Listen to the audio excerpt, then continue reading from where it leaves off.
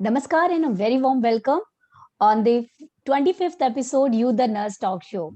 Thank you very much. And today we are celebrating our silver jubilee. And this is all possible because of thank you very much for your feedback, for your love, for your appreciation. And इसी के कारण today we are celebrating our 25th episode. It's a silver jubilee for you and for us all. On the behalf of you, the Nurse Talk Show team, I really wanted to sincerely thank you. And one more occasion, that's a wish you all a very happy Choti Diwali. So today we will be talking about, as you know, that we have kept whole month the topic spiritual empowerment. As in the last episode, we discussed that why spiritual empowerment is required. So this time we are talking about a very special question. Yes, the SQ. You know, in 90s, in 60s or 80s, we used to talk about IQ, intelligent quotient. And then its time came.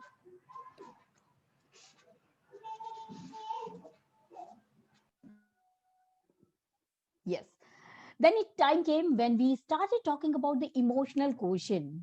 By 90s, people started understanding the importance of people who's having a special characteristics and they are emotionally balanced and they know how to use their emotions. And especially in a leadership position, people started looking this EQ.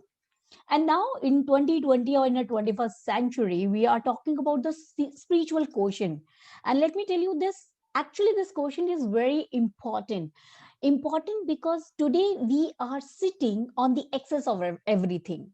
Like we all know that we are dealing with the pandemic, but at the same time, we are dealing with the infodemic also.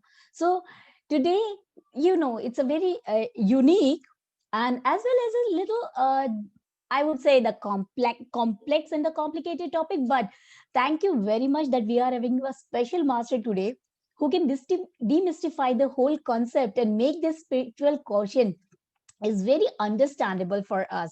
With that note, I request my team to please introduce yourself. Chris? Good evening, everyone. I am Chris Thomas from Mount Abu. So we welcome you for this spiritual caution session by Saibala ma'am. Welcome you, ma'am, and wish you all advanced happy Diwali. Thank you. Yeah. Dalma, are you there?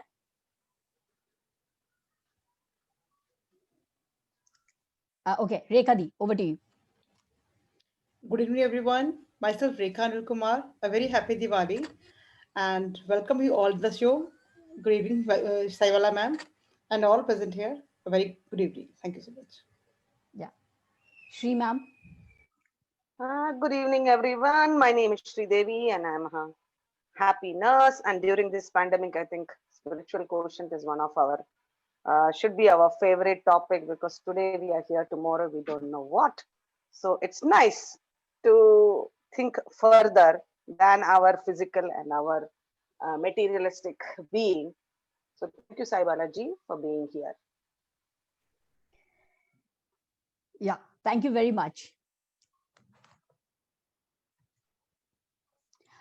So, as you already know that today we are having a special guest and she's one of my favorite speaker, and especially when it comes to something topic like a spirituality, there's only one person which is always, you know, echo in my mind is definitely Saibala ma'am. She's second time on our show, but we couldn't get a better speaker than her for this show, you know, concept.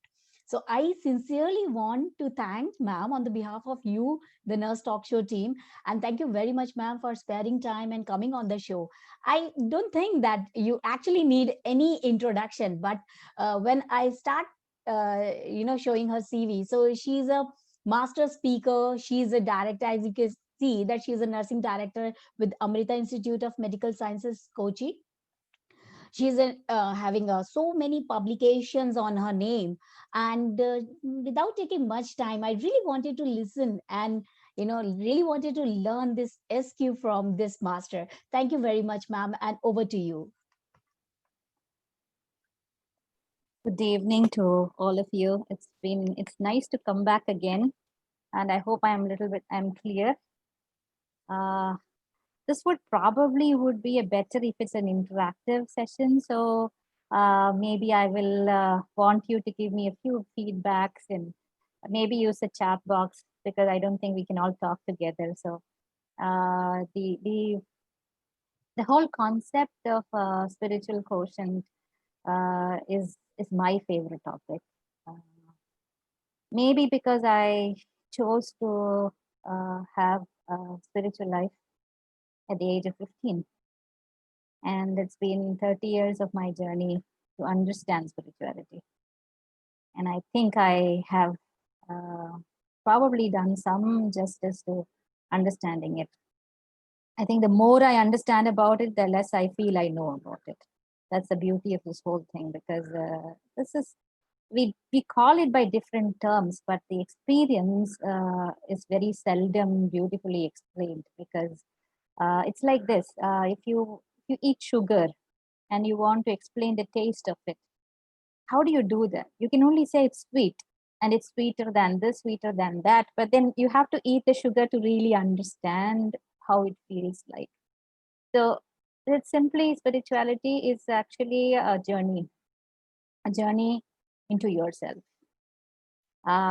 If without understanding of who we are, I don't think we will be able to place ourselves in this universe. And without understanding our connection between us and the universe, I don't think we'll be able to connect between anybody else in the best manner we can. And the simple explanation of spirituality would be, it's a science of the self in connection with the universe. And what is our purpose of life? If you go into understanding self, you understand all this. So my simple question to all of you would be, if I ask you, who are you? What would be your answer to me?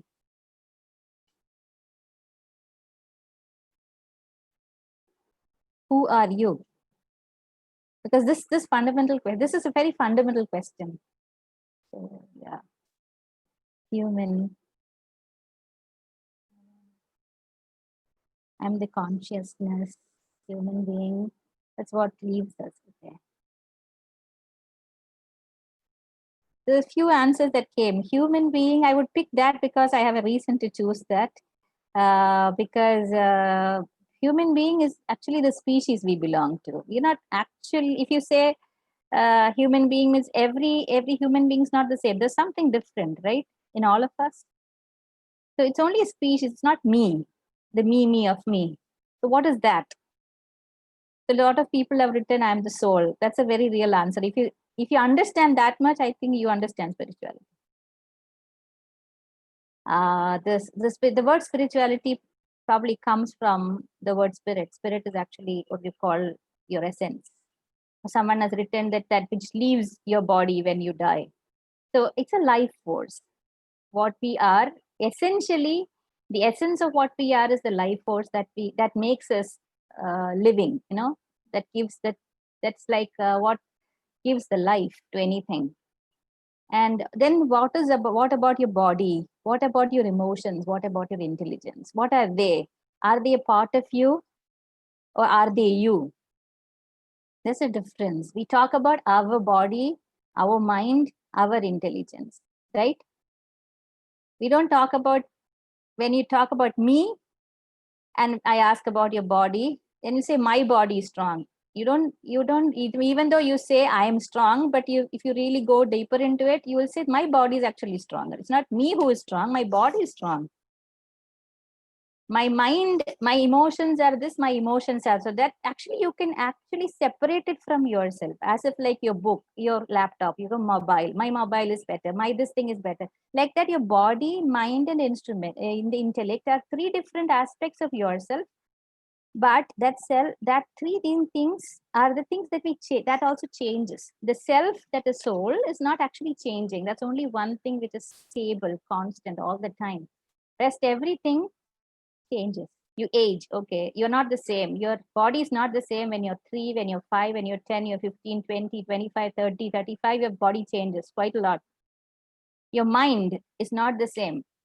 When I'm starting to talk, you have a different mind, and after some time it changes. It changes into a different dimension. So it's not constant, right? And the third thing is your intelligence, or your, ability to comprehend things around you, whatever you call it. It's like logic. Let's make it simple. So it's your logic.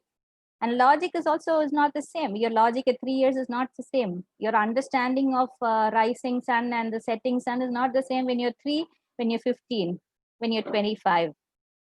Okay. But the me part of it is always the same. It's not changing. I am me when I'm 1, 3, 5, 15, 20, 35, whatever. That me is this one small thing which is there. So the understanding that the soul is my spirit, or the life force, or the essence of my life, and rest everything are my instruments. To understand that I am the soul. Basically, that understanding is a basic understanding of spirituality. And if I understand that one concept, that I am the soul and my body, mind, and intellect are the instruments to understand my soul, I think that we have done half of the spirituality. Done. And then the rest is, if I am that, then what is everybody else? So everyone has the same body, mind, intellect, and the soul, right? But what is same between all of us? One thing that is actually not very different from each other is your soul. Everything else is different. So that which is uniting us is our soul, the life force, which is there. You call it God, you call it life force, you call it anything. The name will be different from what you are, any religion you follow. The essence is the same. The essence is that the spirit or the life force which exists in you and me are the same. And where is this life force coming from? This life force is coming from the universe. I am coming from the universe. I'm going back to the universe. So actually the universe and me are connected. And the universe and me are connected. Universe and you are connected. So we are all connected in one web. And that one web is the what you call consciousness, you call the soul, you call the spirit, whatever. Whatever you name, you call it, it's the same. So what is the difference? The difference between you and me is my body. How my body is and your body is. The difference is how my mind works and your mind works. And what is the other difference is how my logic works and your logic works. So when you interact with two people interact, what happens is you can interact at the physical level, you can interact at the emotional level, you can interact at the social level, you can interact in a spiritual level. Physical level is you talk, the way you look at somebody, way you greet somebody, all that, your non and verbal and non-verbal communication is your physical talk, the way when you touch someone, that's a physical communication. What a mental communication or the emotional communication. My emotion speaks to you. You feel sad when somebody feels sad without even saying anything. Okay, when you are sad, your mother knows about it, they are connecting you and trying to, you don't know why, but they do. And then maybe when you don't even know somebody, you just stand, you go into a funeral, okay, everyone is sad, and you just walk in, you don't feel like being happy and merrily go around. No, suddenly we'll all go into that emotion. How do you do that? So suddenly your mind reads, this is what everyone, and I also start communicating the same manner. If I don't do it, then I become out of place, right? Hope I'm clear. You can raise your hands if you don't get my point, okay? Third thing is logic. So we have intellectual discussions. The intellectual discussions, less of emotions, but the thing is that all three are not independent of each other. Though I'm explaining it in 2-3 different compartments, all of them don't isolately work. They all work in tandem. Your logic starts talking to another logic. Okay, different level. Intellectual discussions is where the feelings don't speak, but the logic speaks. So when you are a professional discussion, your logic speaks more than your emotion. Okay, but your emotion and the logic together comes when nurses speak together. So emotionally, we are all connected like nurses. And then your intellectual discussions are all in one point. So there's one commonality that we try to find out. So in any communication, there's a physical, emotional, and intellectual component to it. When all three are in the same line, then the communication becomes much more effective. But there is a fourth component, which when the soul communicates to another soul, how do we feel? How do we actually, do you think that any of you have ever experienced a soul communication? We all do every day. but we don't realize. Do you see movies, all of you? Yeah. So if when you're watching a movie, okay, and then you're looking at the most favorite actor there, and then the actor is acting a particular character, and you are in the movie. Okay. At one point of time, somewhere in any of the movies you've ever experienced, that you've lost the sense of watching a movie. You're literally living in that movie, and you come out and you realize, oh my God, I was watching a movie. This is the actor, right? You agree with me? Right. So basically, what happens is at that point of time, we somehow associate and we kind of lose the sense of time, place, and activity. And that's when your soul communicates. And when you do that, most of the time you feel more relaxed. You do it many times when you listen to music, how can somebody facilitate it?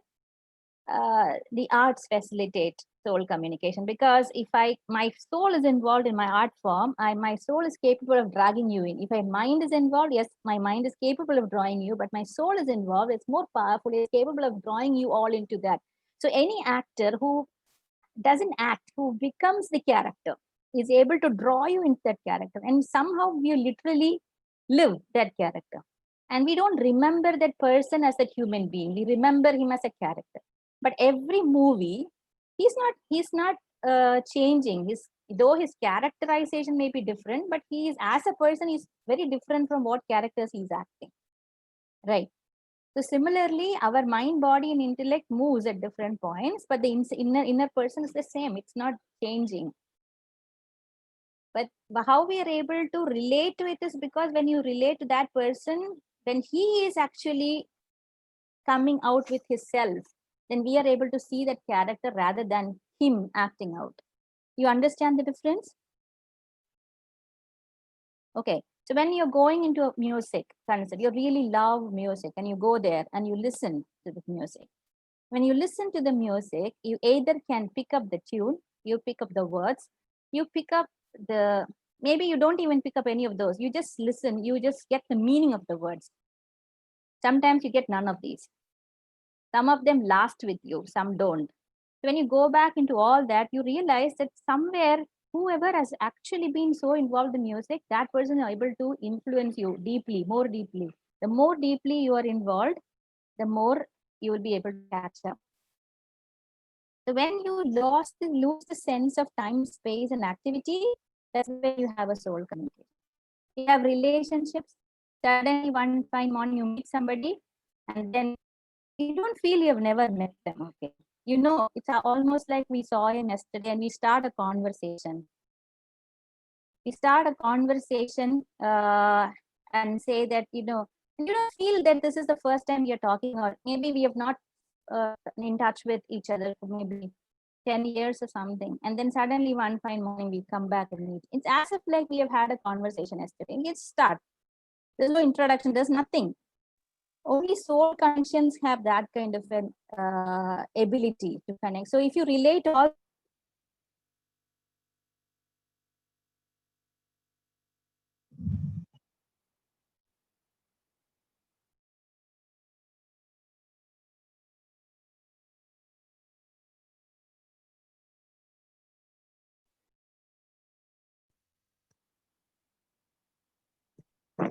hello. We can hear you. Cyberology, we can hear you. We lost you, but we got you. Yeah. I think the only inner net is working. The internet is something. Therefore, we feel connected even you were disappeared.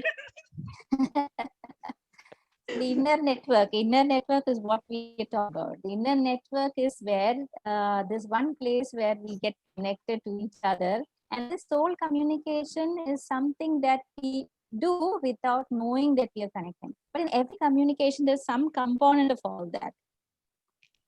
So whenever you're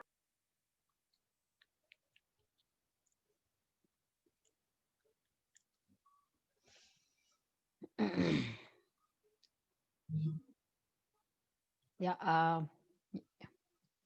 We are sincerely sorry because sometimes because of climate condition, there is a net issue. Yeah. I don't know what's happening. It's either my network or your network or what is it? No, ma'am. Our network is going fine. We couldn't see you. I think maybe And my net. Can yeah, you hear yeah. me? Yeah, we can hear you, ma'am. We can off your video for some time if there's a network issue. Okay. Yeah. Please carry on, ma'am. We can hear you.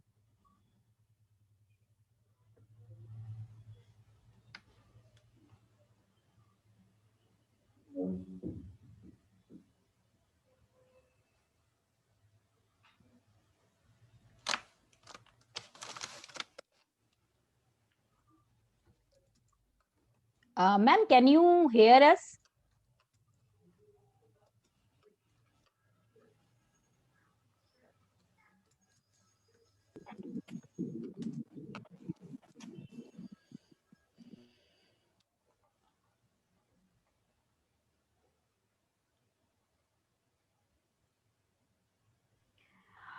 Ma'am, we cannot hear you. So far, you know, what I have learned from this whole conversation, I believe that we can actually simplify it a hardware and a software. Yeah, ma'am, are you there?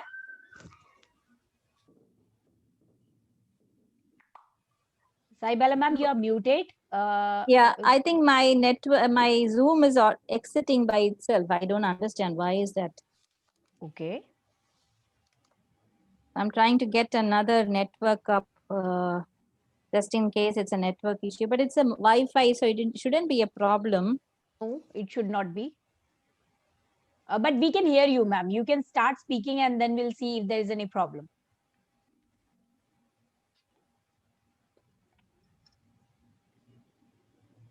So one of the beautiful line ma'am started with the more you know, less you actually, you started feeling that you know little lesser. So learning has this sort of addiction. And when you start learning new things and when you start just digging little deeper, then you got to know that, oh my God, हमें तो कितना कम पता था. So this is something which is very clear characteristics with learning. So कभी भी आपको कुछ सीखने के बाद अगर ऐसा लगे कि आपको नहीं आता, so let me tell you, you are at a right path. So that's what we are on spirituality, because as you deep digger, आपको पता चलेगा ये और बड़ा sea है. It's something like somebody is actually swimming, and swimming in a swimming pool or swimming in a actual sea is entirely different. Yeah. Ma'am, can we hear you?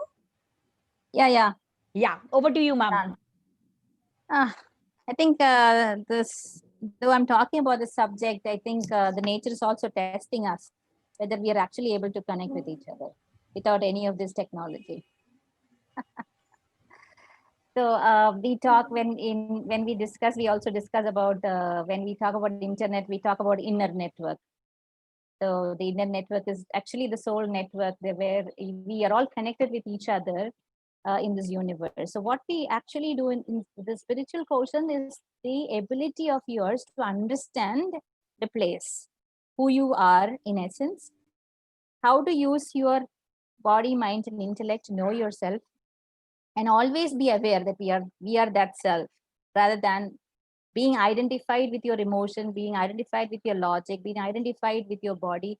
You know what it means by identified is like when somebody calls you names, okay, suddenly we become very angry, we upset, we forget that we are so and so. Okay, somebody calls you monkey, you feel suddenly you are a monkey, then you react. Why do we feel so? Though we know in ourselves we are not that, but somehow we try to identify. It's like this. So I identified in my body. So somebody tells me I'm not human, I'm upset, though I know I'm a human being. Okay, then somebody calls me a fool, then I know I get upset because I feel that my intellectual ability is not understood or acknowledged or recognized. When somebody tells me my logic is no good, I feel very upset. Someone tells me your emotion is too much, you can't be so angry, you can't react like this, and then we feel bad, our emotions are not respected. So why do we feel so? Because we feel that I am the anger, I am my logic, I am this body, instead of the I inside. So that's where this disconnect is. When we are actually disconnected from the fact, the understanding, the grounding is not there, where I really understand that I am the soul. I am not this body or mind or the intellect. If I understand my body, mind, and intellect as my tools, I wouldn't be upset, because my tool cannot be the same as yours, right? Every tool is not the same. Everyone has a knife. It doesn't have the same sharpness. Everyone uses a screwdriver. It doesn't have the same kind of cut. Each screwdriver is used for different purposes at different times. So you cannot say that I only have this and this will do for me for everything. No, it's not possible. So each one of us have developed certain skills, sharpened our tools because of our experiences. You did not take care of your body, you became ill. Then you know how to take care of yourself. You start doing so many things and it works for you. But doesn't mean that it works for everybody else, because I don't know. The thing is, I can only show them, these all work for me. These were my problems. This is how I got rid of it. So you can also try. So I will come to understanding of helping, understanding of spirituality in nursing. How does it help us in really helping people? Okay, we take that separately. The second is when your mind, the tool of mind, if you sharpen it, certain areas, like when you have had an experience of being separated from your loved one at one point of time. So anybody who has the same feeling, suddenly your mind, it knows, it is already experienced. You have that tool, the skill is already there. So you pick up. But when you don't know how it is to not have a parent, you can't understand when somebody else has the same thing. You don't understand how it is because you've never experienced it. Your tool is not fit enough to understand that. So you know nursing, okay. So you don't know how a doctor's logic works because you're not a doctor. You're not trained to be a doctor. You don't know how a cleaner's logic works because you don't necessarily do that job. You're not professionally trained for the job. So you can understand from outside, but you don't know the essence of it because you're really not used your intellect to understand that in depth, where somebody else is focused on it. So intellectually, mentally, physically, your body may not have the right kind of skills. You will not be bodybuilder, so you won't do very good in the gym. You're not a runner. You won't be very good athlete. You've never run in your life. Can you do a 100-meter sprint? No, we'll not be able to do the way a runner does. So we are not you're not trained ourselves to do certain things. The thing is, you need to know when you're in a situation, you don't know how to deal with it with your body, mind, or intellect. You try to train. So what do I do? There's a whole set of people, there's a whole set of circumstances, whole set of emotions. How do I know what to pick and how to train myself? That's where your soul helps you. Because the soul isn't connected with the universe. The soul understands what is that learning which is there in the atmosphere. So somebody who's actually soul-wise strong can read, can understand. Like how I can understand your mind. If I have a very smart body, I can understand your body. If I have very smart mind, I can understand your mind. If I have very intellectually very smart, I can understand everybody's logic because I understand my logic. Okay. So likewise, if I can tune myself like a radio, it tunes to different. Like if you tune it, you can read to any locations. It can bring in any kind of music.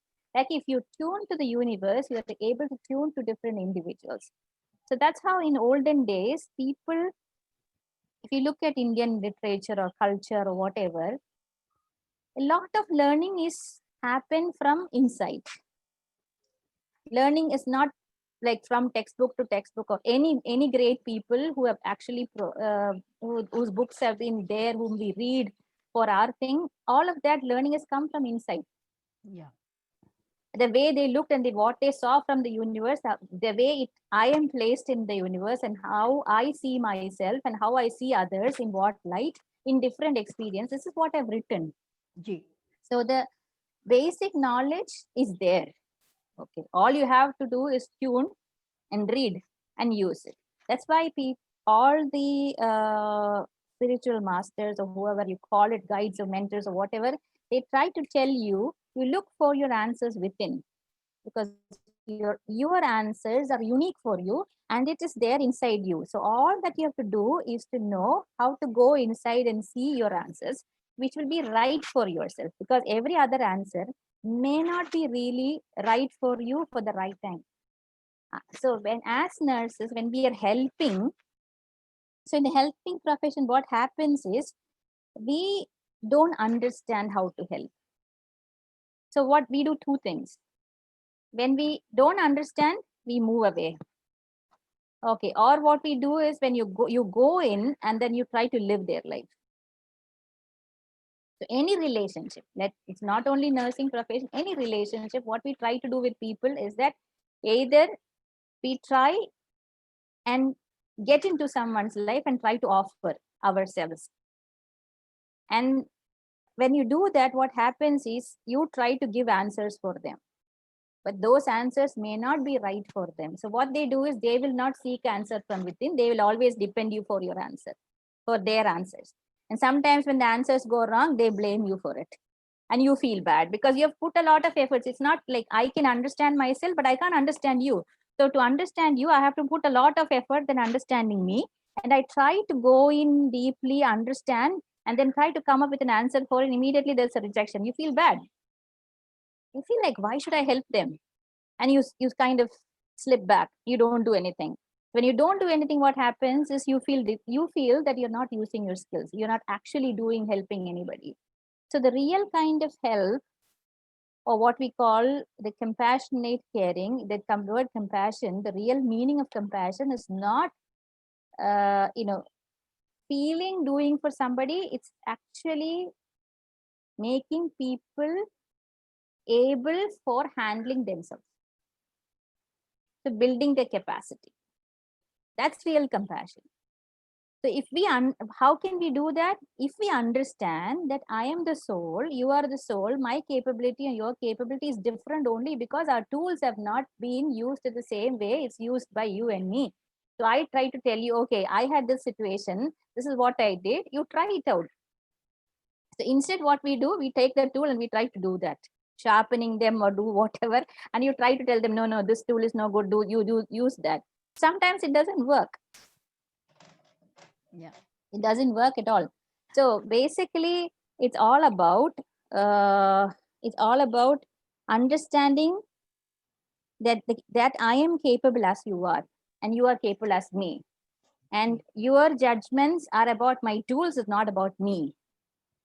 So then you don't really get deeply hurt and you're dejected and you're frustrated and all that doesn't happen. You just think, okay, he doesn't understand my logic because I don't think we both grew up in the same atmosphere with the same kind of things. So how can he understand me? How can we expect that somebody will behave the way we want them to? Because we don't do that. We can't live according to everyone's expectation. When you try to do that, that's when you feel like somewhere you're losing the inner voice, the real thing that's trying to guide you. When you don't listen to it, you get into conflict. The inner conflict starts there. So a lot of people have a lot of inner conflicts and we are not able to identify that because you don't understand these concepts of who am I. And the time that you take for spiritual practices is the time when you go back and sit and see you differently from your body, mind, and logic, and see, okay, oh, this is where I am. This is my actual position. Now let me look at this. So that's why introspection is important. Yeah. In nursing, you talk about reflective learning. This is important because you go back and see whether your tools are actually in accordance to what it is needed, how it has to be used. So this practice is necessary. So as like any skill has to be practiced over years, the skill of using oneself, the skill of using our tools has to be learned with the help of a person who has actually done it. That is the reason for having a master or a guru or a mentor or whatever you call it, the person. So it's like this, you have a wonderful vehicle, okay, and you have a good GPS system. You have to travel from Kochi to Delhi by flight. You have got a wonderful, I would say I would rather take a smaller route. I'm from Cochin to Trivandrum, whatever, so I can drive, right? So I'm driving. I'm using a beautiful car, which is very new. And I know how to drive, so I'm driving it, and I have a GPS system. I will reach my destination much more faster if the roads are good enough, right? So this is like my tools are good enough, and I have a very good master who can actually drive me through. Then it's easy. If I don't know to drive, I have to get somebody to help me to go in that. Even though I have a beautiful vehicle, I have a wonderful GPS system, I don't know how to drive. You have to learn to drive first. That's important. But the roads are like your circumstances. The circumstances also have to be somewhere right. So how do we, when there's this difficult circumstances, all you can do is I have to go to the airport. I have to reach there at 5 o'clock. If I start at 2 o'clock and I believe that everything is all right, I have a very good vehicle, I've got a GPS system, I know how to drive, and I'll reach there in 2 hours. But then when you come in between, there is a traffic jam or something happens. What do? You get frustrated because it's not in your control. Circumstances are not in your control. So what do? You probably would say that I might be able to, when you have this inner communication, what happens is I get a feel, maybe I should start a bit early. I know all of you would have had this in your experiences. You suddenly have a feel that this is not right. That's not right. I might have to do this. I might have get maybe start 3 hours early. Yeah. It's just a gut feeling, and you start it, and and when you listen to that voice, and most of the time you'll be right, because the inner voice tells you, okay, that something is going to happen. And then you'll be actually not frustrated. You will reach on time and you'll be peaceful. But if you're not prepared, then it takes a bit of training to get through the circumstances. So spirituality actually prepares you to face the circumstances. It doesn't change anything. It just prepares you to face the circumstances in life and not be so affected that you're not so excited, neither are you too depressed. You just try to have a balance of your feelings, you balance your logic, you know how to interact with people. And if you're not effective, you're okay, because I cannot be perfect. Only God is perfect. Everything else is not. So I can accept my mistakes. I don't feel my ego is going down because I have this thing has happened and somebody's not looked at me or smiled at me. I feel dejected. No, because we don't recognize ourselves. We always feel we need to be acknowledged. The moment you start recognizing ourselves, the need for acknowledgement comes down. It doesn't come down completely, but you don't depend on that. Okay, that's a difference. So there is, I think, a few questions that I had. Yeah, and before taking these questions, I have one thing. Ma'am, please define spirituality SQ in a one line. Spirituality SQ is first of all, better spirituality को आप एक line में define करिए, and then SQ, because we are having so many viewers and listeners who just joined us, so it'll be nice that they will be having this one-liner definition so that they can imbibe it. Yes, ma'am. Yeah. Actually, SQ is not a very nice term, but it's like you have to say something about something. It's like a measure of how much you understand about yourself, about others, and your place in this universe and the purpose of life. In nutshell, basically, if you understand yourself, I think everything else just follows it. But if you have to say it more elaborately, it's like understanding myself, understanding others, my purpose in life, and how do I relate to others and the universe. That's what the spirituality means, and the ability to assimilate that into your life is your spiritual quotient. Yeah. So we have a first question by Sri Devi ma'am. Why it is so difficult for people to understand SQ?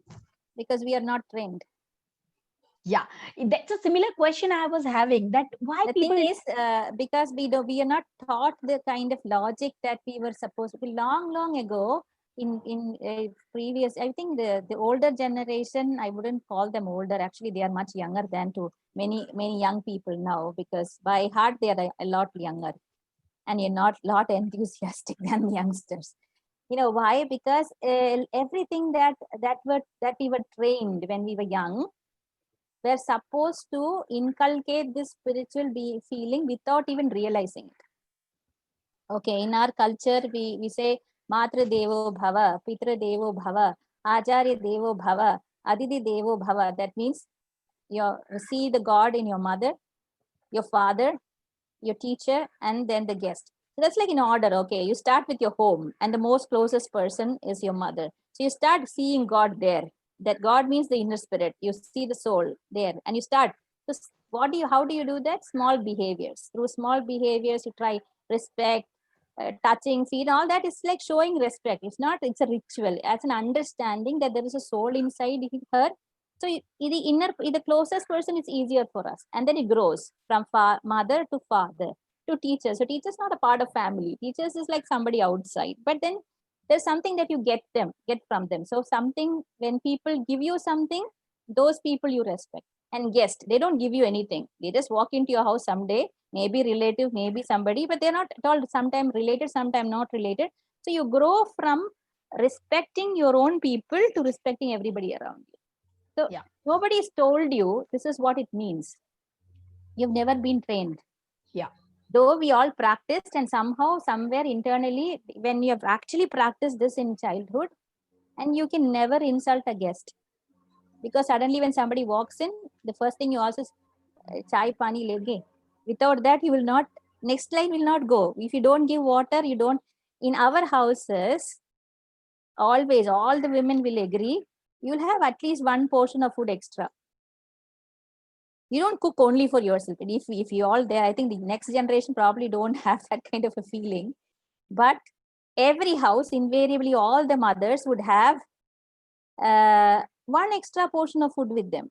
Because there's always this feeling that somebody might walk in of not eaten, and you cannot be only giving for only yourself. There's a ritual of keeping something like pray before you eat. In every religion, there is a prayer before eating. And you thank God. So Bhagavad Gita mein hai, in Bible it is there, in Muslim religion also, they all pray. What they say is, you are the giver of this food. I know without your ability, nothing will be digested nor absorbed in my body. Okay. So God, let this food and bless all the people who have given me this, and let me eat it, and let me have the strength from this food. If that prayer, everything goes in, it gives you the strength. It doesn't change into a poison. When food becomes poison is when somebody is making it. In every house, whenever they made food, they were not supposed to. Usually people don't talk. They pray when they cook. A lot of people do that. Because that the mind has the capacity to transfer the emotions into anything. So it stays as a memory within anything that you relate to. So this is like it's a huge science. If you have to explore it, you can dive into it, and you can millions of years, even if you try in, you'll get more and more knowledge, because universe is full of surprises. It's full of knowledge. So Yes, ma'am. Sorry, ma'am. Actually, we keep listening you, and moreover, this topic is my favorite. So for me, I can listen you hours and hours. But before taking our next question, I really wanted to ask another question, similar question, like how we can develop, because you said that it is not, we are not trained for SQ. So how we can learn this SQ, and especially the youngster, children, and now in a professional life, how we can develop this learning, and how as a teacher we can inculcate this into the other students. So the thing is, initially, I think the first thing is you have to practice certain things. You have to practice that understanding. Because how much ever lecture you give, unless they see you practicing it, nobody's going to learn from you. And I think you have to build in those exercises in your curriculum. If you are nursing, whatever profession, I think the curriculum has to kind of, bring you into this concept of understanding of who you are, the self-awareness. The first important lesson is self-awareness. And then how you connect to the universe. That one basic lesson you learn, rest of things will naturally come. The only thing that you can do as a teacher is to inculcate that inquisitiveness in people. Because this is an inner science. It's not, it cannot be taught like a lesson. Everyone has to go through their own journey to really understand it. So what real great masters do in spiritual guidance is that they just let you go. They just stay with you, and they say, okay, now when I go, I explore, and I say, oh no, I don't know what to do now. You go back and say, no, I don't know. So they'll say, okay, these are option, explore, go. So you have to do it yourself. They don't do it for you.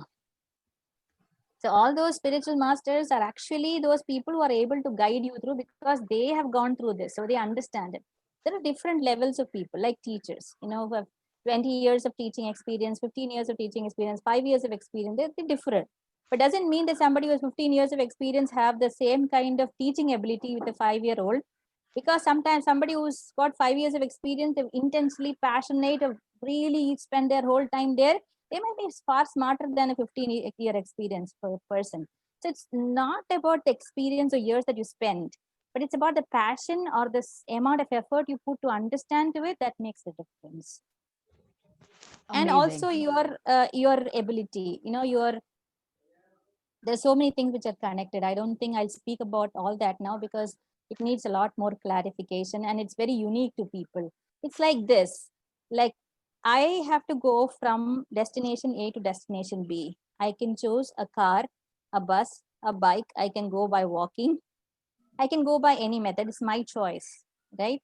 And why do I choose it? I have my reasons. And if you have to go to reasons of all that, you have to go to a lot of other understanding. There's a lot of spiritual explanations to all that. I would say scientific explanations to why you chose to do what you want, because you always choose experiences. Those experiences are fit for you to teach the lessons that you came to learn. The simple answer is that I came to learn something. I would choose those lessons which would teach me what I want to learn. I would not choose your way of, I want to have the experience of riding a bike, and I would I would take a bike and go ride Himalayas. And everybody say, why are you so foolish? You could have taken a flight, gotten down in Delhi and then, gone from there. But I wouldn't get the merriment of riding a bike all the way from Kerala to Himalayas, right? The experience is different. So you choose. Your soul chooses whatever you want to. And then everybody is using a different vehicle, different pathway to reach where they want to reach. So if we understand people from that perspective, I don't think we can judge anybody, whether they are right, wrong, or whatever. We might be able to say that I have been through experience and I think this is not the right way to think. That much we can always say. And maybe that person will benefit. But someone wants help, someone seeks help, you might be able to understand they need help. G. And when you can read their mind, when you can read, because nowadays what I see in the biggest challenge for a leadership position is that lot of people come with a lot of issues. They're all hidden inside the mind. Even they themselves are not aware. So as a leader, what you're supposed to do is sometimes you have to go dig into somebody and find out what is happening there. Your time is spent on those things only. And when you start doing it, what happens is sometimes you take out some things which they're not able to handle. Then you have a problem. So I think we also struggle not knowing how to take care of these things. Earlier, people used to have a much open mind. Now everyone is scared. There's no love. There's no trust. Absolutely gone. So basically, when you understand spirituality, you cannot stop loving. You cannot stop trusting. But at the same time, you know where to stop yourself. You don't blindly fall into love with anybody. You don't blindly trust anybody. But you still have to do. You still have to love and still have to trust to understand whom to trust, whom not to. If you keep away from everything, you can never have a good relationship. Every relationship either teaches you something, it gives you more values, it gives you probably adds on a lot of flavor to your life. Whatever, you will not know, but you have to see the experiences in such a way that you are able to navigate through life much more easily. So pandemic, you take just example of COVID. We all thought my house will never be affected. My city will not be affected. My country will not be affected. It all came. One day or other is supposed to come. What is teaching us? It taught us so many things. There's so many good things, bad things. Yeah. Ma'am, we It's keep listening you, but we are having so many questions and I just wanted to jump to another question. I'm so sorry. Okay. It's lovely listening you. Why most of us don't even want to look at our inner self? We are Why we are scared. so away from our own self? We are scared. We don't know how to handle that. And we don't know whom to seek help to do it. One is that. Second is that you have never learned to pray or sit quiet or look into yourself. How do you know what looking into inner self means? The two things. One is that a lot of misconceptions. We feel the spirituality is like then you shut off from the world, you go find a robe and then you only think about God and that's it. No, that's a very wrong concept. It's not, spirituality is not that. It's certain people, like, you know, there are teachers in this. That doesn't mean everybody is a teacher, but if somebody is a teacher, doesn't mean that she doesn't do anything. She's only teaching and she's not only interested in teaching everybody. No.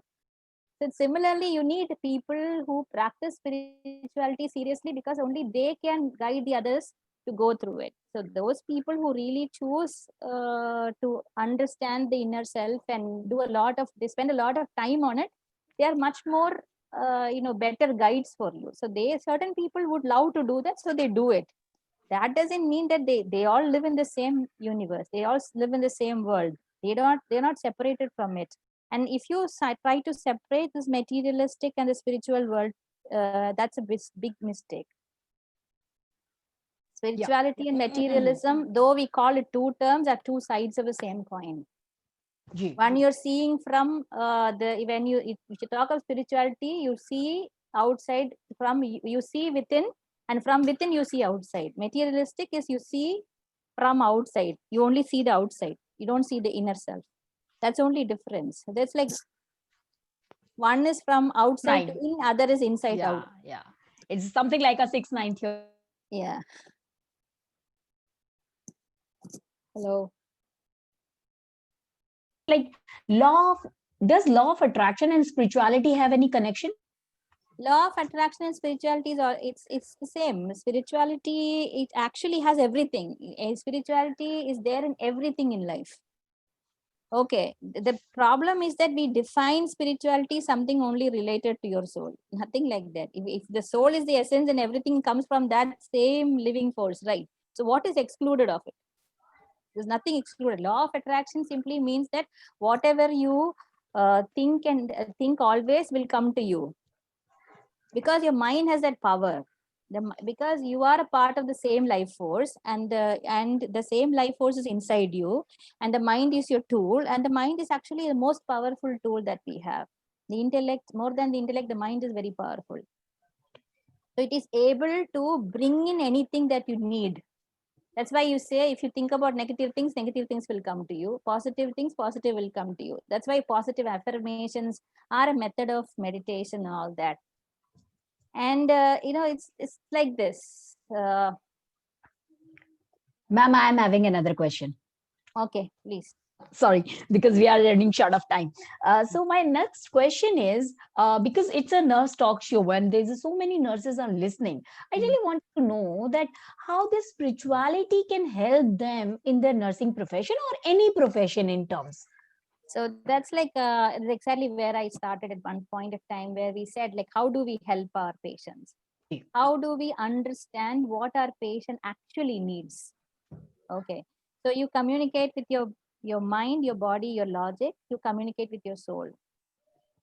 We looked at some very nice paper, which is done by a Scandinavian scientist, nurse scientist, who talks about nurse-patient relationship, and she has about, I think, 20 years of research into this, and she's done. And what I read is very interesting to me, because it said one of the patient explained to her the nurse-patient relationship is a journey where we travel together. Suddenly, I feel somebody's traveling with me, and it's like this, that someone is working with me, not on me. So basically, when nursing means working with the patient, not on the patient. If it's a medical profession also, because the thing is, I know about maybe liver, I know about heart, I know about brain, all that, but I don't know what if I give this medicine. The book says 20 people have reacted like this. Okay. So I know that the 21st person is probably will react to this, but it's not the same. It doesn't react like that, because we don't know the essence of what we are giving. So drug is very small. Drug is a physical object. So if I throw a stone, I know what the impact can be. But if I throw an emotion, can you say what the impact is going to be? Because it's a very soft tool. You can never measure the impact, because the other person's mindset is very different. Okay, if I know, if I throw a stone on a person, okay, right, the impact when it touches which part of the body, there's a difference, but it's almost same for every human being. But if it the way I am reacting to that throwing a stone will be very different from each other.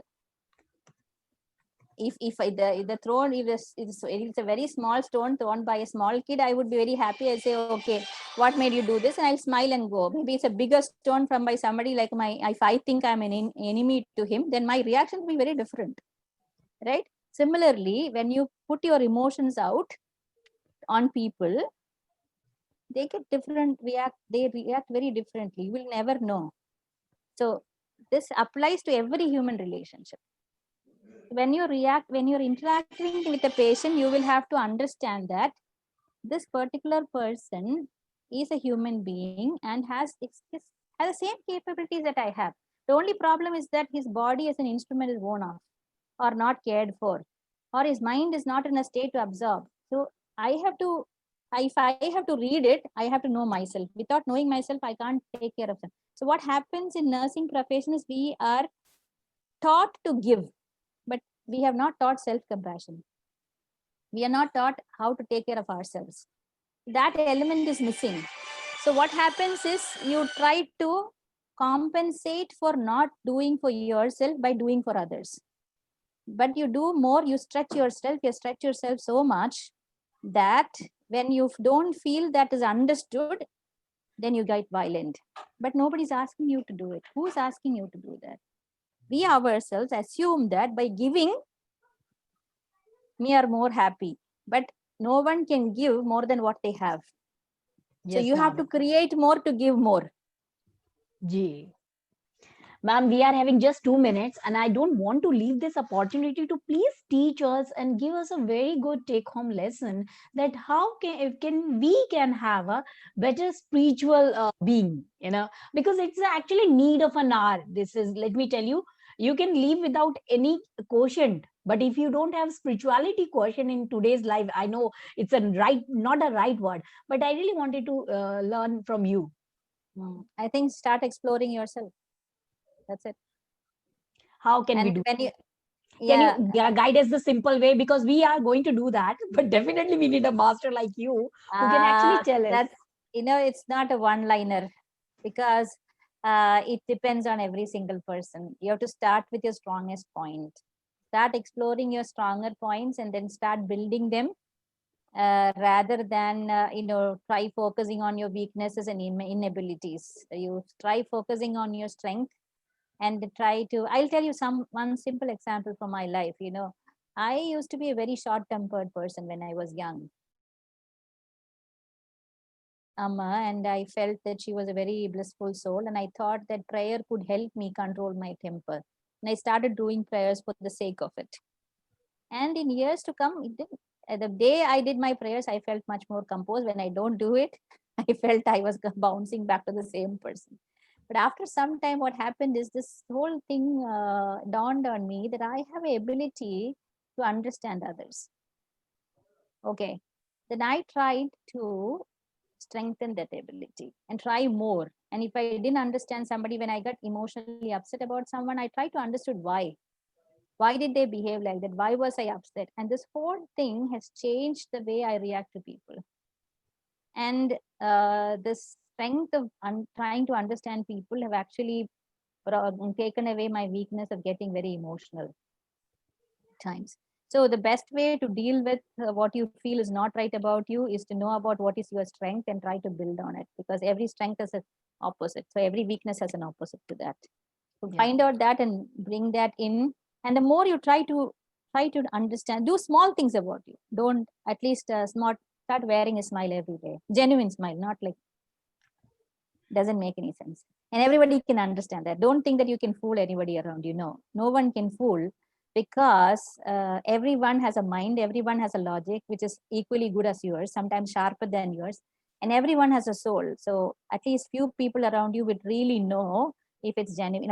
If your mind, body, logic, and your soul are in one line, if all that are one line, you actually become very successful. If you don't, if there's a conflict between all these, like when you think something and you act. You touch somebody with a different feeling, especially with babies. You can understand that some babies don't like people. They don't like certain people. You know why? You don't understand why, because they know the difference. Just like real love and not real love, they can understand, because you're that time your senses are more powerful. Their mind is more powerful than your body, so you don't close. You have lot less shutters.